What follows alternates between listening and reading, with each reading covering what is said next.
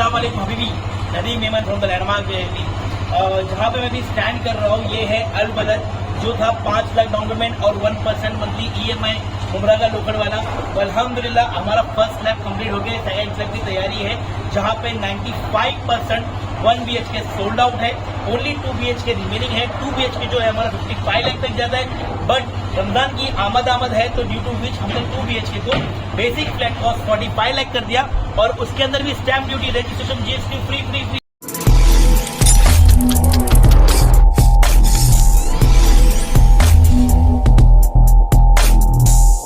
आप यहाँ पे प्रेस कॉन्फ्रेंस किया है, क्या कारण है प्रेस कॉन्फ्रेंस करने का, उसको क्या जानकारी है? सभी को अस्सलाम वालेकुम, नमस्कार, जय भीम।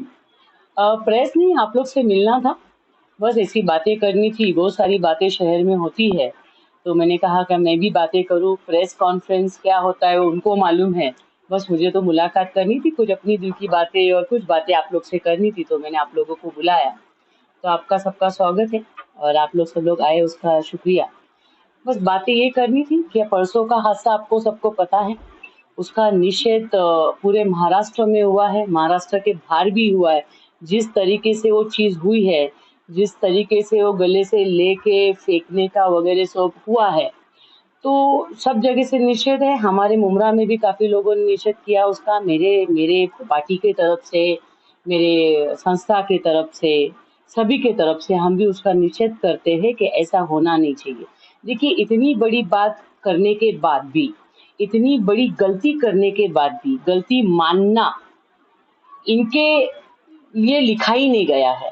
इनको लगता है नहीं, गलती हो गई तो वो गलती चलना चाहिए आगे, लेकिन उसके लिए एक माफी मांगना बहुत सारी जगह से मांग भी हुई है कि इस पे माफी मांगा जाए करके, लेकिन उस इनको ऊपर तो जो भी नहीं चल रहा है कि इनको तो कोई फर्क भी नहीं पड़ा कि माफी मांग लेना चाहिए कि हमने बहुत बड़ी चीज की है।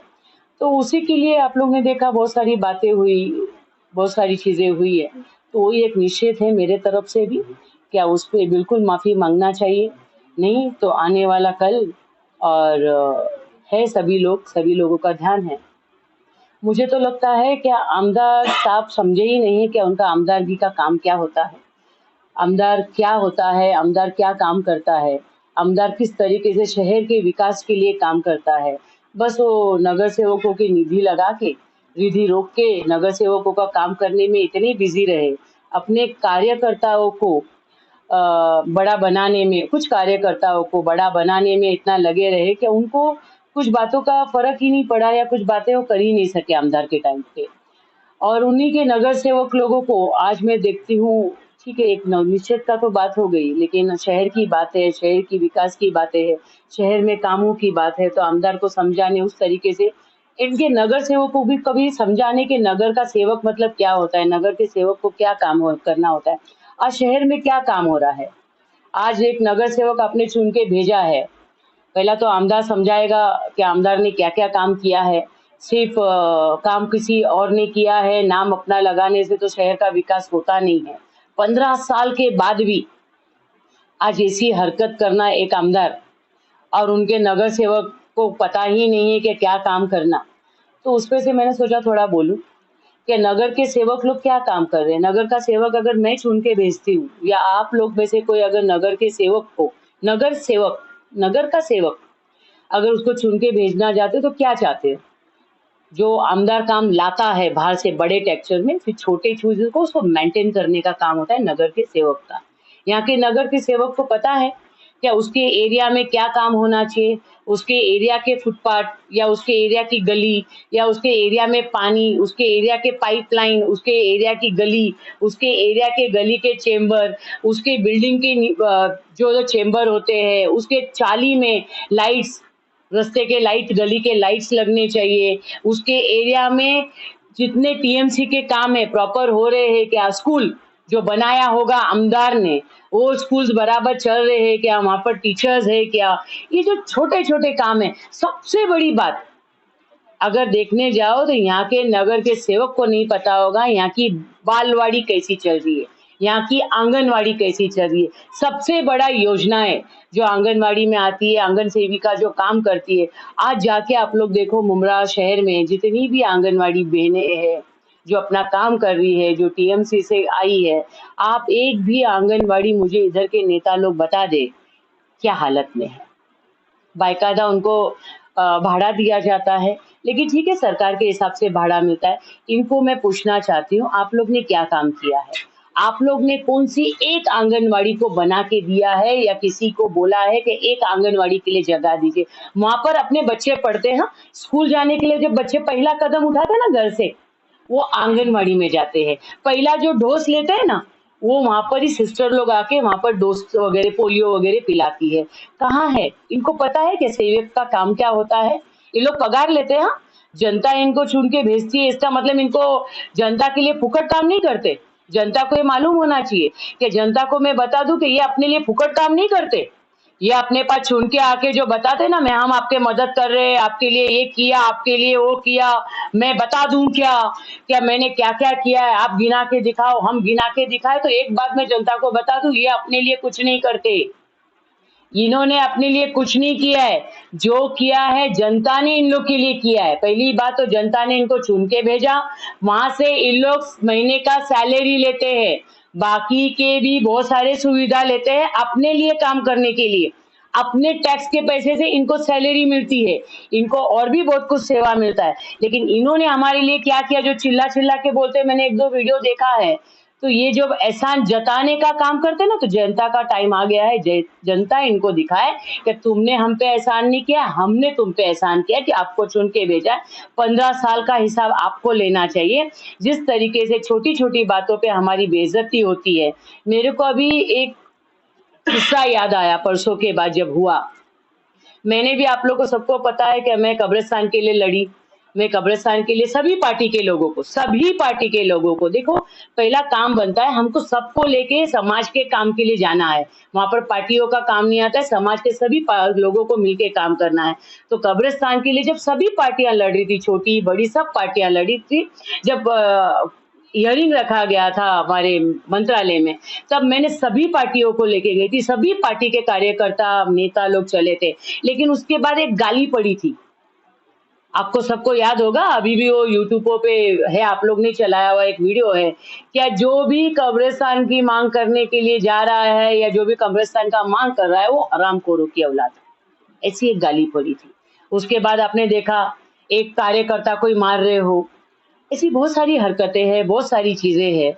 तो मेरी रिक्वेस्ट है जनता से या अपने लोगों से कि आप प्लीज इस बार ध्यान रखें और ये सब चीजें नहीं होनी चाहिए। ये बेइज्जती बस हो गया, बेइज्जती वाली बातें नहीं होनी चाहिए। और करने के बाद भी ये जो माफी नहीं मांगते और ऊपर से जोर से आवाज बताते हैं ना, प्लीज इनसे डरो मत। और एक जागरूकता और फैलानी है, वो है वोटिंग के लिए।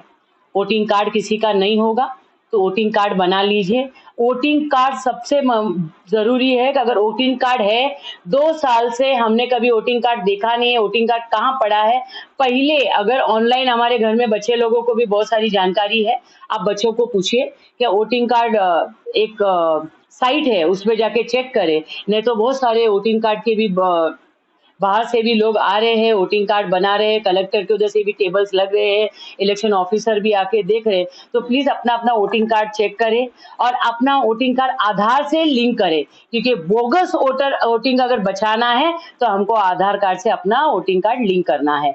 तो इसलिए बहुत सारी बातें हैं, बातें तो आगे करते रहूंगी और बस चल रहा है, तो इतनी बात करनी थी। वोटिंग के लिए काफी जोर है, वोटिंग कार्ड अपना बनाएं और वोटिंग के लिए सबको निकलना है।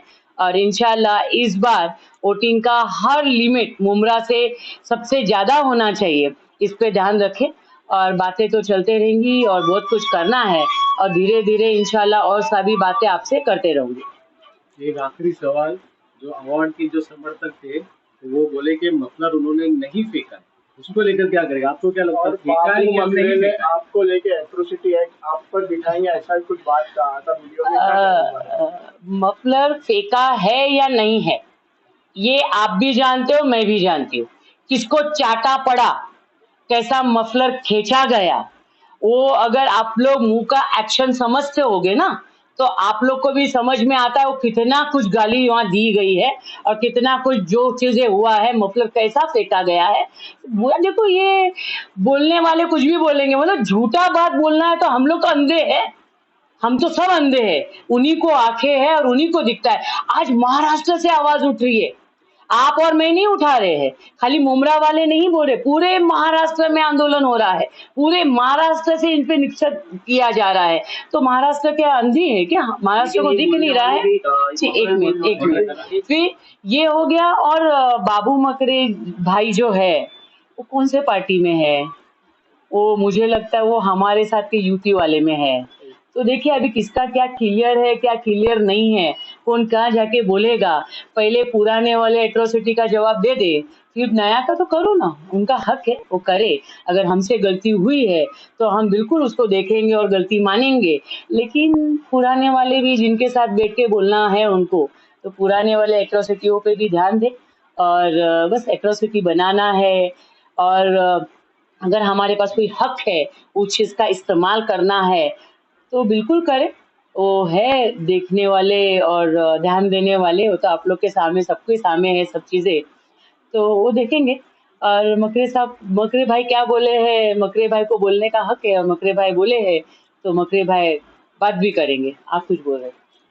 मैम, जो लोग ने बोला है वो खुद अपने उनका कहना है कि हमारे समाज के लोगों का मजाक नहीं बनाया गया, और रीता मैडम, राजन दादा राजनीति का गलत इस्तेमाल करते हुए हमारे पे इल्जाम लगा। रिधा मैडम, राजन दादा ही तो हक के लिए बाहर उतरे।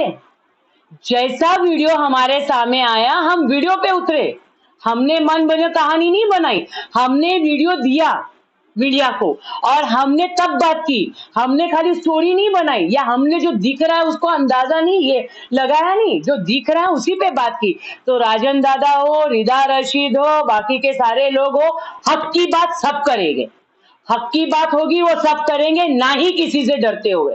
हक की बात होगी वो हक की बात होगी, और जो हक की बात वहां दिख रही, किसने किसकी बेइज्जती की है वहां दिख रही है, और एट्रोसिटी जिसपे बनना चाहिए, तो बाबू मकरे भाई को रिक्वेस्ट है, तो ठीक है, हम हमारे लिए आप क्या कर रहे हो आप जाने, लेकिन जिस तरीके से बेइज्जती हुई है उस पे भी बात करे और उस पे भी ध्यान दिया जाए। जनता आपको देख रही है, जनता को ये मत समझिए कि किसी का आंख बंद है, जनता का बिल्कुल ध्यान है। तो एट्रोसिटी जिस पे बनना है इंशाल्लाह उस पे तो बनेगा, और बस बनाने वाले लोग पहले का जवाब नहीं दे रहे और अभी कुछ बनाने की बात कर रहे, बस उनकी नेकी उनके साथ, अपनी नेकी अपने साथ। तो बस इतना ही बोलना था।